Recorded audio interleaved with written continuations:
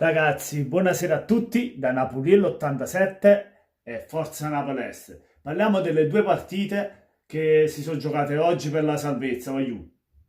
Allora, la prima partita l'Udinese batte la SPAL per 3-2, voglio. Che partita bellissima perché tantissimi gol, 5 gol in questa partita, capovolgimenti di fronte, una che attaccava, che respingeva, poi che l'altra attaccava, voglio, bellissima partita. L'Udinese primo tempo 3-0 in vantaggio, poi rischia di essere rimontata, di pareggiarla pure. Voglio, se non era per Musso e per il portiere dell'Udinese che ha fatto delle grandi parate, voglio.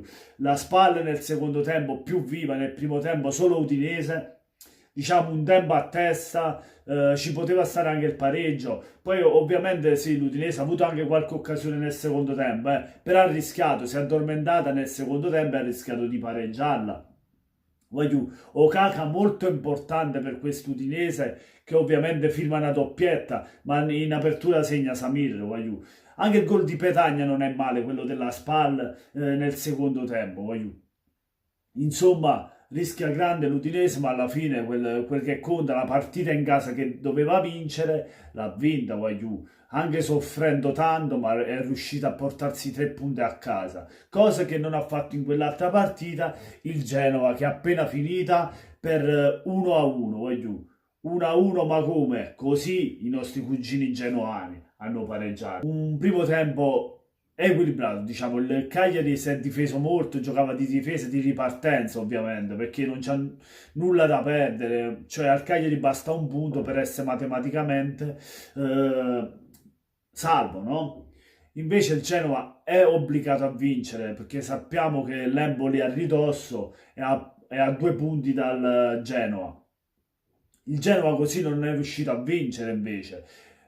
Ma perché? Per meriti del Cagliari, ma anche per essere molto sprecona, perché il Genoa è stata molto sprecona sotto porta. Poi nel finale ha rischiato anche di prendere il raddoppio, poi un episodio, calcio di rigore e fa gol, se no nemmeno riusciva a segnare. Con tutte le occasioni che ha avuto, il Genoa non è riuscito a buttare la palla in rete. Calcio di rigore ovviamente che batte Criscito e la butta dentro e pareggia. Ma il Cagliari, ricordiamo, nel primo tempo fa un grandissimo gol di Pavoletti, stoppo e tira a volo, voglio nel set, bellissimo proprio, gol e favoloso.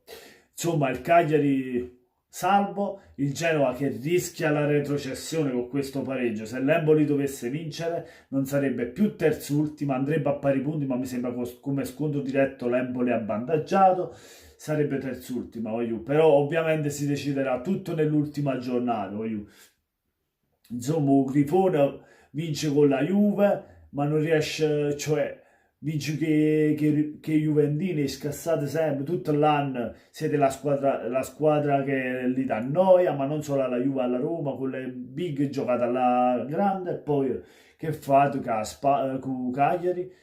Stavate per perdere se non vi davano il rigore, perché quella partita lì, se non ci davano quel rigore, secondo me il Genoa la perdeva, nonostante abbia avuto tante occasioni, perché il pareggio l'ha meritato per come ha fatto, cioè per l'occasione che ha avuto in partita. Poi il Cagliari a livello di possesso palla, si è visto, giocava più da squadra rispetto al Genova, cioè si è vista una superiorità a livello di possesso palla, secondo me, perché era più ordinata in campo e giocava meglio il Cagliari.